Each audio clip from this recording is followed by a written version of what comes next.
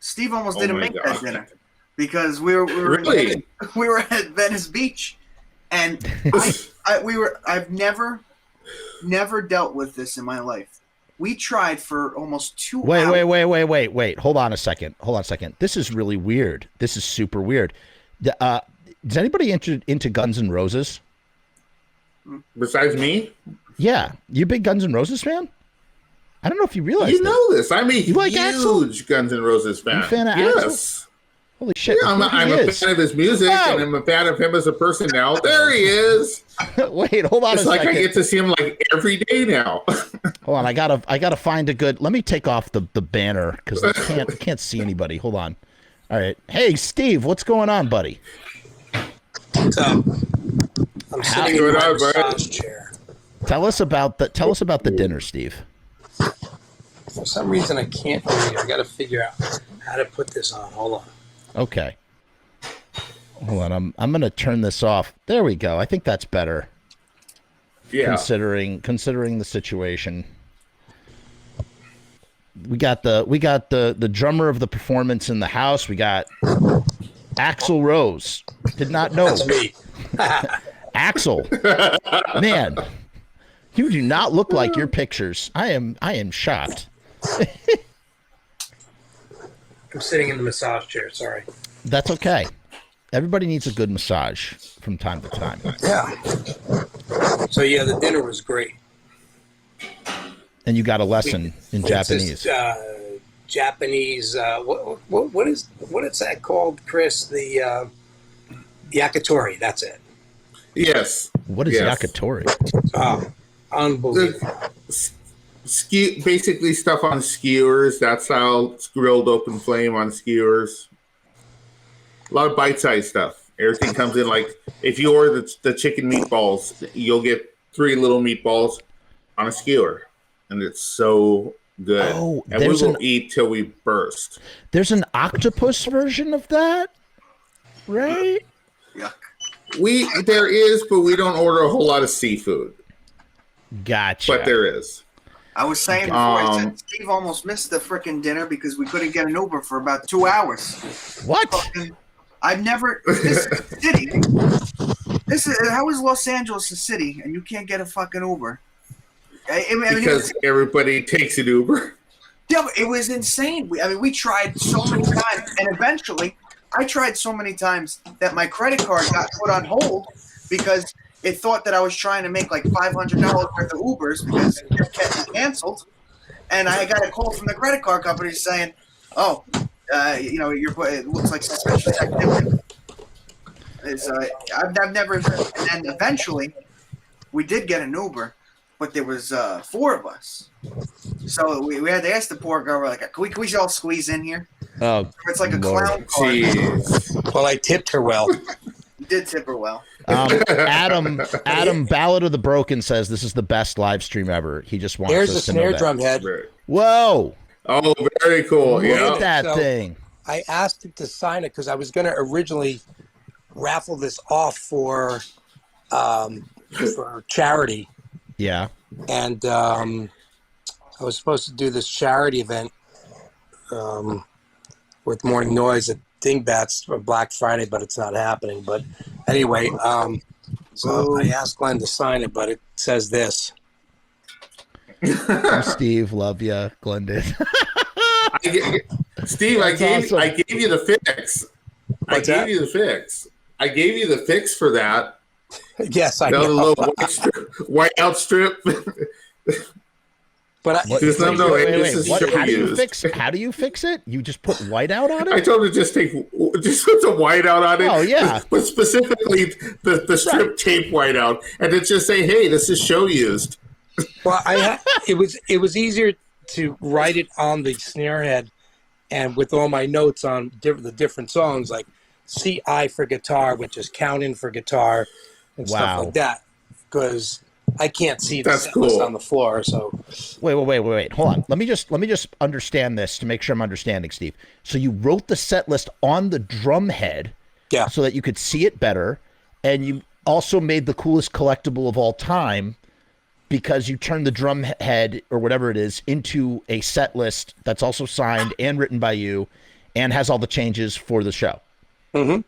Incredible. That will be a great charity auction thing. Like I use these like drumstick rods on some songs. Yeah. So like on here you could see it says rods. Wow. Rod and stick. You know, it all depends on the song. But it was a lot of fun. As Chris was saying, you know, Glenn doesn't want new theaters. He wants old. It's not even theaters. It's like old rooms that they used to have, and you can't find them. They really don't exist. It's not theaters. It's not. This is not a theatrical event. This is a ballroom event. Wow. So absolutely, very well put. Not easy to do, but you know, Chris knows it was a lot of fun. It was hectic. Yeah. Alberto is asking you, Steve, how long did it take you to learn all these songs? Well, we only had 2 days of rehearsal. Oh, my Lord. It was put up or shut up for these guys. Wow. Let me ask you this. I'm curious to know this. So what in the hell? Because here's the thing. This is very sort of stripped down percussion. How do you approach that, Steve? Like the stripped down percussion sort of thing. Like how do you approach a song like Pocket Full of Rainbows or Fever, right? Fever is really sparse. Well, that stuff is easy. That's the easy stuff. It was the other stuff that really had no drums in it that we actually added stuff, you know, to kind of fill it out in some ways.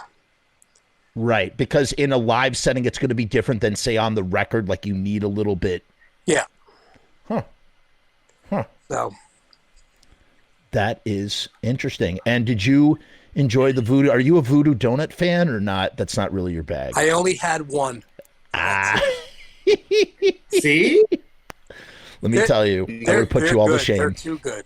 I bet. Which really one did bet. you have, Steve? I had the Devil Doll, I think it was. Okay. I stuck to the chocolate donut with the pentagram. I forgot what it's called. I didn't do that one. I did the Devil Doll. I kept simple. And Glenn's favorite was the Mango Tango. There was a mango donut. I don't know. I didn't taste it. But that sounds like heaven to me. There was me. a great babe too, and I was like, no. Saturday night, I was a little bit. Glenn fed me too much sake and yet. Yes. Glenn loves that sake. So Saturday, because I was with Danny Inks. I had probably about 6. Who is this person? She's a friend of ours. She's a waitress over at the Rainbow Bar and Grill. Gotcha. So I had 6 glasses of rum and then a couple of sakis, but I can drink, so it wasn't a thing. Was that Friday night after dinner? No, that was Saturday. I was Saturday at the party, and on the show. And so Russ thought I was drunk. He's like, Chris is lit. So Sunday, I drank 1 drink, and that was it. And I had those waters all night. Russ kept coming up to me and grabbing the can of water and looking at it. What is this? It's water. And he'd read it. Okay. Come back half hour later. What are you drinking? Still water? Did he read it? Oh, okay. You're taking Glenn home, right? Basically, yes, because I don't know. He thought he was drunk Saturday. Yeah, you should have drank water. I woke up Sunday morning around 9 o'clock, and I'm like, my head was still spinning. I'm like, I got to get some breakfast. I went downstairs to the restaurant, and I'm like, I'm still fucking drunk. I'm like, I was hurting. But so London was very kind to loan me his drums and be my tech, but London brought me these electrolyte additive things to add to water to kind of help me. Really? Yes. That's how I got through London. Because London is the sweetest person in the world. My God, I love him because he will take care of you. Doesn't matter. He's there. I gotta just tell like you, Steve. I really like his new band. I picked up that 7-inch as a I Christian don't even know Death what fan. band. I have no He's idea. in a band with the dudes from Rick Agnew from Adolescence and DI and Christian Death, and James McGreedy also from Christian Death, the original lineup. I have no idea. Well, you should check it out. It's really great. It's like California death rock, inspired. They're called Symbolism. Yeah. That band. Oh, Okay, wow. Yeah. There's so many. I will one last shout out for London really quick. My drum head that I got signed by the band, London brought me that drum head. Oh, so that was very kind of him to do. This was London's drum head from his drum, so I sent him via Amazon a new snare drum he had so he could replace his drum. But again, what would have been auctioned off will now hang up on the wall. Oh, what a shame! What a shame! Yeah. What a bummer! What a bad predicament. That tricky Glenn writing your name on that. Okay, I'm being asked to ask Steve, what was Glenn giving you shit about on stage? Giving you shit about on stage? What was he giving me shit about? Was he breaking your balls? It's because some girl said I love dick, and then he said, "Oh, you can see Steve after the show." Oh, shots fired! Shots fired! That's the question. Oh, ooh! Oh God! He zinged it. He zinged it. He's my buddy. Hey. Listen, all you Jersey guys, all you do is break balls. That's what you do. It's just all about the ball breaking, Bergen County ball busting, the triple B. That's what it is. That's right. Hey, Steve, do you think you could tell the Russ story and do it justice?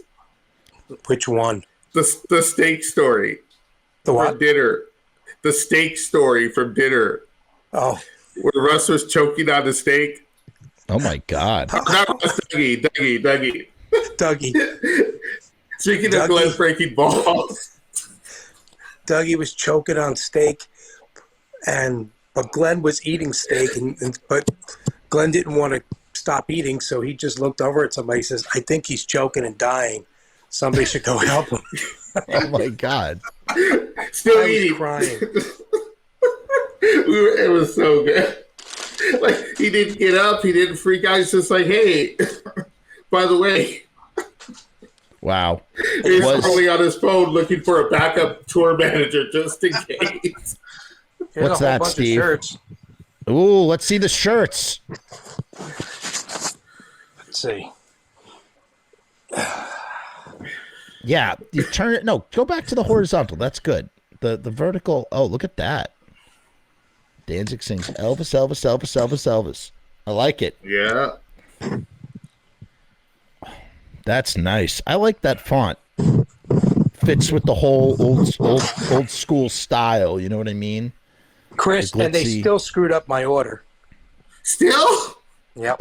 What do you need still? I don't know. I have a triple X. I don't. I'll call you. Okay. How they can fuck it up. Oh my Lord. Oh my God. Glenn gave me a whole bag of Misfit stuff here. Oh, Steve's busting out the goodies. Let's see. It's a sweatshirt. Sweatshirt. What the hell? This is the original Misfits stuff. Yeah. Yeah. Oh, I didn't. In fact, I didn't even open the bag. Here we go. You got one of those Bomb Ass Aftershock T-shirts? I think so. Yeah. Yeah, I like that one. Wow. Yeah, look that's at it. that. That's a cool shirt. Oh. Actually, I think I wore that to dinner. Oh, here we go. This is Ooh. This is Vegas. Oh, nice. That's cool. Oh shit. Oh yeah, he gave me. Oh wait, there's another one here. I didn't even open this. What? God damn it! I don't have a Vegas shirt. I got to tell you, I think the best piece of merch he's put out, or they put out in many, many years, was those MSG shirts with the pumpkin, the Madison Square Garden shirt with the Halloween pumpkin. Just phenomenal. That's I have one of those because I was like, I have to have this. It's just so great. Remember, Truly. remember the old ones, the old pumpkin Halloween ones from shoot. I don't even know what year now. Was this before 2007? Okay, so this is just when Glenn is on the shirt because Glenn wouldn't put Jerry on the shirt and Jerry wouldn't put Glenn. So you have these weird gaps in the Halloween EP. It would be like, you know what I'm talking about, right? Yeah, no, this is the one. This is just it's just a Misfit shirt, Misfits Halloween and the pumpkin. Oh, I don't think I've ever seen that. Yeah, it was released around like maybe about 2005 or 7, somewhere around there. But we're at WonderCon. I wore it, and he's like, "I don't even have one of those. Those are cool." This is my favorite. I don't know. They didn't send them the shirts yet. Which one is that? Oh, Robby? that's cool. It's from Danzig 7. It was from the. That's the Danzig 7 shirt. Yeah. Oh wow! Look at that. That's cool. That is really cool. You don't see merch from that era too I like often. sleeve prints. You know what I mean? That it's on this. Yeah. Yeah, I'm all over that. That's I got rad. I got the long sleeve black, one of the long sleeve black fan club shirt that says Danzig Fan Club on the arm right here, and it's got the skull from Danzig 5. Yeah, you know which one. That one's that's my one really cool shirt I kept. Steve, I'm curious to know what for you in the set for Elvis, what were the highlight songs? What were the songs that apparently, the crowd was going wild on Saturday night? Like what were the songs that you really felt the energy, kick back from the crowd for you? Jeff, it wasn't about the energy, man. This is not that type of show. Yeah, there was energy in some songs, but it was about him crooning. Right. And his voice was amazing. It had nothing to do with the music. Music was we had, if you ask me, I was the weakest link on that stage. Just my opinion. But you had two amazing players up there, Ronnie King and Jesse Dayton, and of course Glenn. And we were there to back up Glenn, right? It was different.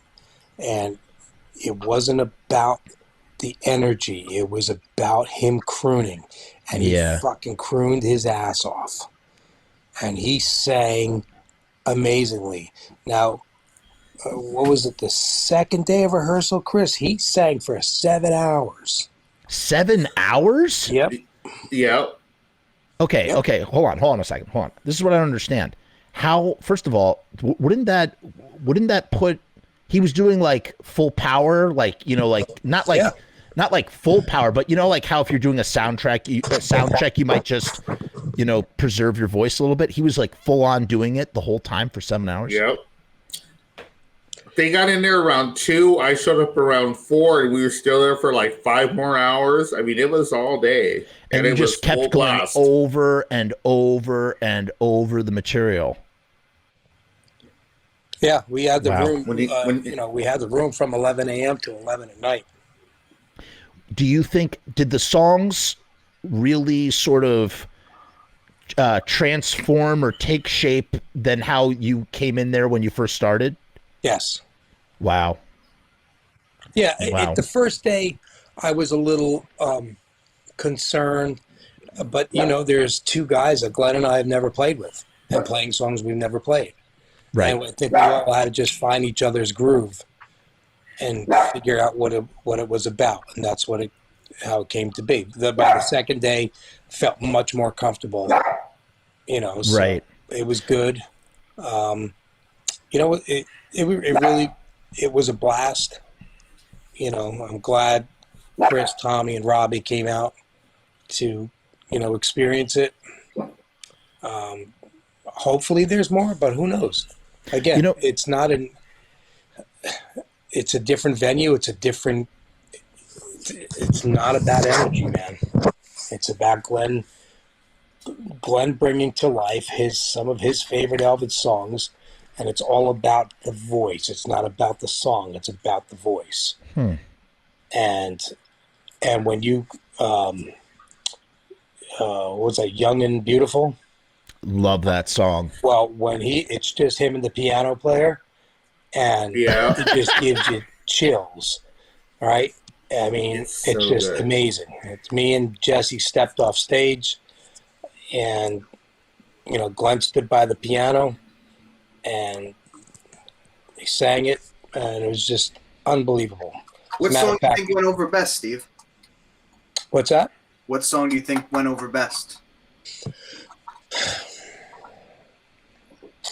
I think "Girl and My Best Friend." I think "Fever." Fever went. Wow. Fever went really well. Yeah, "Fever." Maybe "Always on My Mind." I think "Little Sister" went great. The second night we'd actually got Mystery Train down much better because we rehearsed it Sunday afternoon on my hangover. So that was a last minute addition. Wow. Yeah, we never went through it. We went through it at the first sound check, and I was like, never played that. That's something else. So what's interesting, what I'm kind of getting, and this is what I'm picking up as a non-musician here, is that it's almost like, as you said, like we're playing with guys who are really good, but guys that Glenn and I have never played with before. So it's almost like part of the chemistry is about feeling comfortable with those other people. It's like, yes, we all know how to play. Yes, we know how to play these songs, but now we have to be comfortable together in the same room doing it. That's exactly it. Robby could tell you that. I mean, it's all about, if you're not comfortable, then it doesn't work. It either works or it doesn't work. And again, it's knowing it's not the capabilities, but it's the groove. All right. And again, the first day, you're kind of feeling each other out. You're feeling the songs. A piano player is, remember, piano is actually a percussion instrument, right? It is? Yes. Because the hammer hits the string? Yes, exactly. That makes it percussion. The dynamics, and we didn't have a bass player. So without a bass player, it's me and the piano player, which is hard to hear because he was using a real baby grand piano. So it's hard to really put that up loud in the monitors because of feedback. And then there's the guitar player. So we're all trying to connect, and it's hard at the beginning because I'm not used to playing with a pianist, and then a rockabilly guy. And you're on the other side of the stage. It's not even like you could have eye contact with them right next to one another. Right, because I was the opposite corner. So two questions. Question number one: why would you not be on the same side as the rest of the instruments? Is that just like a visual presentation thing? And two, why no bass? I don't understand that. Number one, so you could see the Danzig letters, right? Mm-hmm. And number two, no bass. Glenn didn't record the album with bass. The only song that has bass on it is Fever. Oh. That was his interpretation of it. Yeah. Yeah. And it worked out fine. Steve, we have a nerdy... Fever had no guitar, just bass. Steve, I have a nerdy question for you. I'm so sorry. It's about to get super fucking nerdy right now. Put on your Samhain Misfits Danzig nerdy hat. We want to ask you, we were talking about these acetates earlier, and I knew he was going to go. And no, someone was mentioning about Halloween 3. Is this a song, Steve, or is this bullshit? This is bullshit, or is this real? No, I think what that was just a version that they thought they would put out that was just the instrumental. Yeah. With just like the chorus, hallelujah, that's it. Oh, so it's kind of like Misery, Tomb, and I Am Misery. Right. Thank you for solving the mystery has been solved.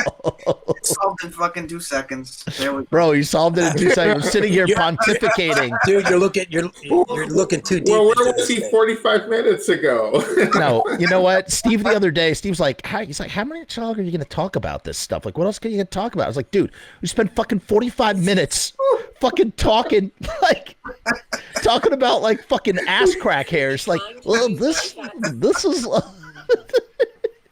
we had this conversation.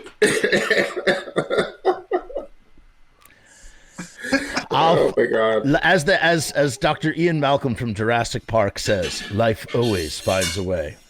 Always finds a way. I got to tell you, this was very insightful. I learned a lot about musician stuff that I just didn't know, and you know, I think it's a real kind of victory. I'm sorry. I hope it comes to the East Coast. I really need to hear this. I need to hear this shit. You know, I don't see it coming here, to be honest with you, because of the vaccine mandates that Glenn is not into, to be honest. That's true. And, you know, you could say New Jersey, but now that we have re-elected that asshole, he is going to, you know, put in these mandates, unfortunately, so we can strike out New York and New Jersey. Chicago. What about Chicago? Again, you know, it's like Chris said before, it's about the venue. It's not a theater type place.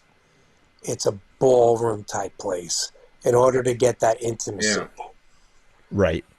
So, oh man, that's a shame. You know, it's a shame too that the Congress Theater is not around anymore in Chicago, which is a place that you guys used to play all the time. And I feel like that had some old timey magic. Yeah, if it were still around. Again, that's a theater. This is not a theater event. Right. It's a ballroom event. That's so crazy. I mean, it makes sense. Sorry, go ahead. To explain, just in basically quickly, how powerful this performance was.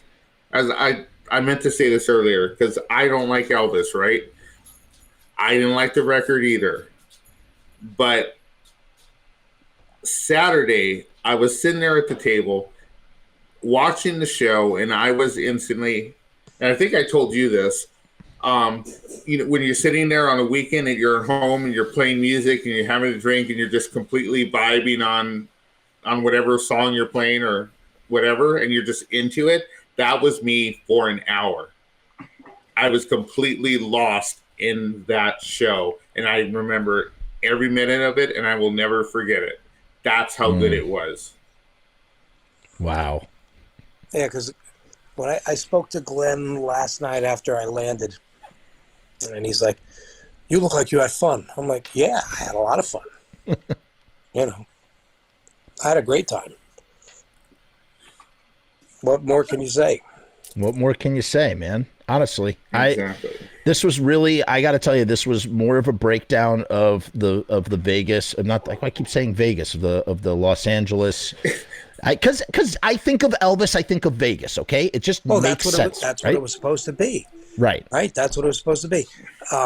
Look, it was pretty epic, and if it never happens again, I'm glad that I was part of it. I mean, you were part of the Danzig Legacy special. I mean, you saw some cool shit. We were talking earlier. Robby mentioned this sort of Mr. Jim style in your playing or something. What were you saying about that? I was mentioning, like, I noticed when Steve does a lot of build-ups, he does it with the cymbal and snare simultaneously. Most drummers usually, when they do a build-up into a transition, they do it like on the toms and the snare. I noticed Steve and Jim, usually it's like a build-up. It's a different kind of dynamic when it's a ride and a snare together as opposed to a tom and a snare. I think you got to know what you're playing for, and I like to think I'm pretty well versed in all kinds of music. Maybe not. I don't know.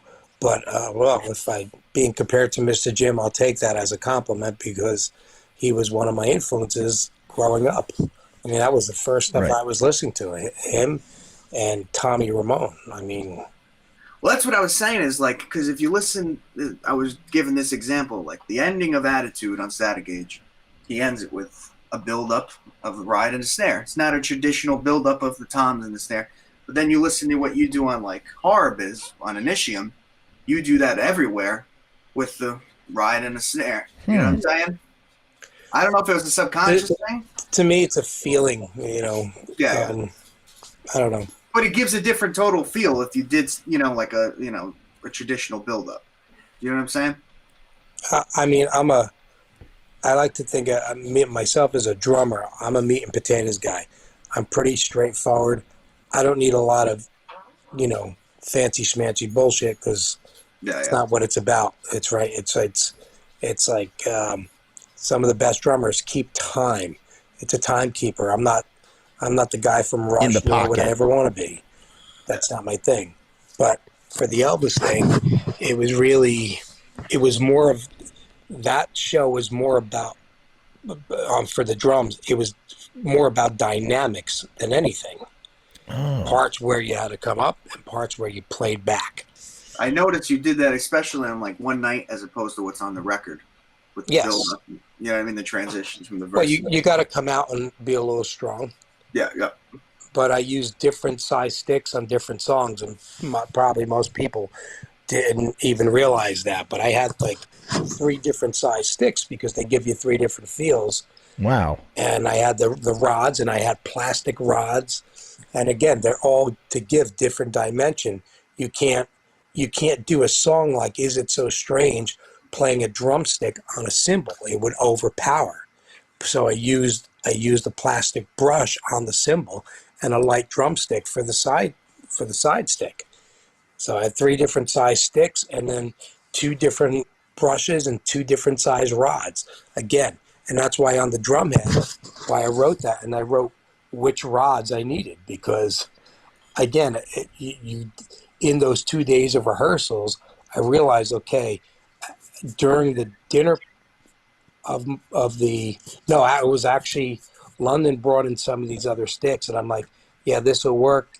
I went over to the music store the next day, and the Arby's trip, Chris. Yeah. And Where is bought he all at? these different ones and figured out, okay, this is going to work best here, you know, because it's all about dynamics with that band. It's not a rock show. This was Danzig Sings Elvis, and you know, it's like I said, it's all about dynamics. So, question: so that's something that you personally, and by the way, I don't know if I froze up or you guys froze up. I missed a smidgen of Steve's explanation. I'll have to play this back. So if you answered this already, forgive me. How do you come to that decision to use this versus this? You're like, this song is really sort of broad and powerful, so I'm going to use something that's more broad and powerful, or you, as you said, dynamics, which would make me infer that it's the opposite. You'd use something lighter for something heavier, or something heavier for something lighter. Here's the stick bag that I haven't put away yet. Okay. Now, if we look at, this is break it one down. of the sticks. These are rods. Yeah. Okay, that's one size. Then there's another size. Then there's thick sticks, and then this is the thick stick, right? Yeah. Then there's thinner sticks. You know, so you gotta, you know, pick your. Yeah. Pick what you're going to use it depending on the dynamics of the song. Not every song was like a Misfit song or a Danzig song. There's highs and lows of all those songs. So I had to figure that out fast. So, and that's what I did. Like Fever has really heavy, like the drums are really showcase, so you would pick something very specific for that. That I use these sticks right here. These were the pair. Wow. And on Baby Let's Play House, you could see the sticks, how they're kind of all bent from hitting the rim. Right, you use the rim for certain sounds. Cool. Yes. Very cool. So, yeah. But anyway, listen, it's been real fun. I'm going to fucking bed because I'm. Yeah. That was. Hey, Steve, thanks for popping in. We got to end this anyway because I got to wake up and get my kids. Route? Yeah, I got a paper route, and then I get back from the paper route. I got to do yoga. Then I got to get the kids ready. Then I got the paper route. I'm going to eat yogurt. Yeah. And then I'm. I gotta work, Steve. I gotta make stuff. I gotta make stuff for people. You know. Oh well, good. That's why I'm. Yeah. You know. I'm waiting. I know. So stuff has to be. You gotta take stuff. Got to get taken care of and whatnot. I just want to thank Steve again for coming on the stream. I'm Steve. sorry to bust in on Robby's show. No, not mine. No, this is the best. I'll tell you, the best shows, and Robby's been a part of this a few times. Robby jumped in on Carlos's stream, Loki's stream one time. When you start a show and then all of a sudden more people pop in at a later time, you do the show with the person and then people pop in and you just sort of bullshit and it's great. It's fun. Huh? So, but thank you, Steve, for coming on, breaking it down for us. It's really interesting. And we'll talk to you real soon. You got it. Take care, guys. Bye, Chris. Talk to you later, brother. Peace and hair grease. Talk to you soon. That was really great. I thought that was incredibly informative and answered so many questions from a technical perspective that that Robby, who's a drummer, filled in the best he could, but having the guy who did the thing, really sort of lays it down, So that was really great.